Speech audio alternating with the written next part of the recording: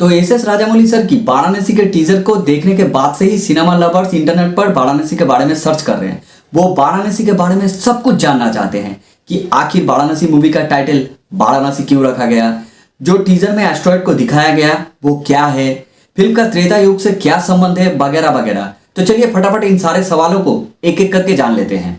तो वाराणसी मूवी एक आने वाली pan India time travel action adventure movie है जिसका निर्देशन भारत के सबसे बड़े निर्देशक एस राजामौली सर कर रहे हैं।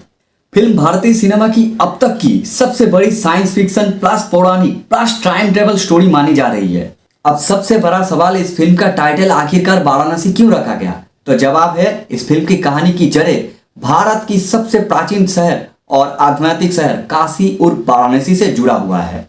अगर आप इस टीजर के हर एक सीन को पॉज करके जूम करें तो आपको बहुत सारे हिंट्स मिलेंगे।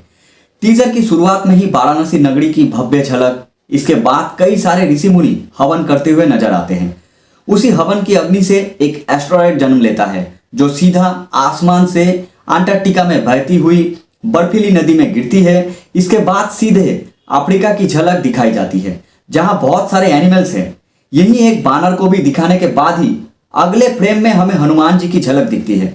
इसके बाद हनुमान जी को लंका नगरी को जलाते हुए एक मोशन पोस्टर के रूप में दिखाया गया है। फिर हनुमान जी को पर्वत उठाते हुए दिखाया गया है।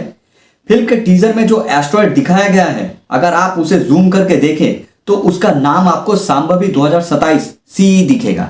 ये एक जलता हुआ एस्ट्रॉयड है जो पृथ्वी की ओर आ रहा है और इसके टुकड़े अंटार्कटिका, वाराणसी और अफ्रीका जैसे कई जगहों पर गिरते हैं। ये एस्ट्रॉयड शांभवी जो मां पार्वती का ही एक नाम है। हो सकता है कि मूवी में मां पार्वती से रिलेटेड कुछ देखने को मिल सकता है। वहीं इस टीजर के लास्ट में हमें हैशटैग ग्लोबट्रोटर के अलावा हैशटैग टाइम ट्रोटर भी लिखा हुआ देखने को मिला। तो ग्लोबट्रोटर का मतलब होता है ऐसा इंसान जो दुनिया के हर जगह घूमता रहता है, और टाइम ट्रोटर का मतलब होता है वो इंसान टाइम ट्रेवल भी कर सकता है। तो इससे हम ये अंदाजा लगा सकते हैं कि इस मूवी के अंदर हमें टाइम ट्रेवल भी देखने को मिल सकता है, जिसका एक हिंट हमें टीजर में भी देखने को मिलता है। 512 CE से लेकर 2027 CE और बीच में त्रेता युग भी दिखाया गया है 7200 BC। इसके अलावा इस टीजर के हर एक फ्रेम में कोई ना कोई इंसान देखने को मिल रहा है। जैसे अंटार्कटिका के पर्वत में कुछ लोग दिखाई दे रहे हैं। इसके बाद अफ्रीका का वो फ्रेम जहां पीछे पहाड़ और आगे जंगल दिख रहा है, जहां बहुत सारे एनिमल्स भी दिख रहे हैं, और पीछे पैराशूट से कोई इंसान नीचे की तरफ उतर रहा है। तो हो सकता है कि वो महेश बाबू का ही कैरेक्टर रुद्रा हो।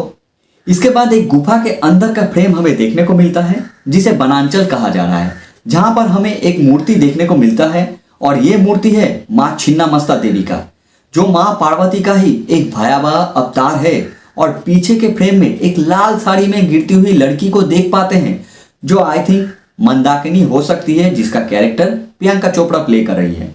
और ठीक उसके राइट साइड में अगर आप पॉज करके जूम करके देखें तो हमें रुद्रा का कैरेक्टर भी दिखता है जो उस लड़की को शायद बचाने के लिए आगे बढ़ रहा है। और उसके आजू बाजू में भी हमें बहुत सारे कैरेक्टर दिख रहे हैं जो हमें ठीक से समझ नहीं आ रहा है कि वो लोग आखिर कौन है और वहां पर क्या कर रहे हैं। फिर आगे टीजर में हमें वाराणसी के मंदाकिनी घाट में कुछ मैजिक होते हुए दिखता है। एक ब्लू रोशनी पानी को भेदता हुआ दिखाई देता है। हो सकता है ये भगवान श्री राम द्वारा चलाया हुआ धनुष बाण हो, क्योंकि राजामौली सर ने अपने एक इंटरव्यू में कहा था कि महेश बाबू भगवान श्री राम के रूप में हमें दिखेंगे। फिर मन में यह सवाल आता है, भाई महेश बाबू का कैरेक्टर का नाम तो है रुद्रा, जो शिव जी का ही एक अवतार है। फिर टीजर के सबसे आखिर में हमें महेश बाबू एज ए रुद्रा के कैरेक्टर में हाथों में त्रिशूल लिए नंदी महाराज के ऊपर बैठे आते हुए दिखते हैं, जिससे देखकर यही लगता है कि ये भगवान शिव जी का ही एक अवतार है। तो मन में बहुत सारे सवाल आते हैं कि आखिर राजामौली सर हमें क्या दिखाना चाहते हैं, या फिर ये भी हो सकता है ये सिर्फ एक थ्योरी है, राजामौली सर हमें कुछ और ही दिखाने वाले हैं।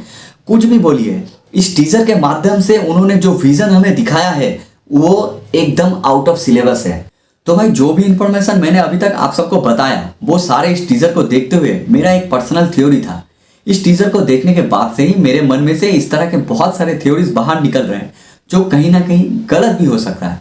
तो आप भी मुझे बताइए कि आपके मन में किस तरह के थ्योरीज आ रहे हैं, और आप अपने इस तरह के थ्योरीज को मेरे साथ शेयर भी कर सकते हैं। तो फिलहाल के लिए इतना ही, मिलेंगे अपने अगले वीडियो में, तब तक के लिए बाय बाय, थैंक यू।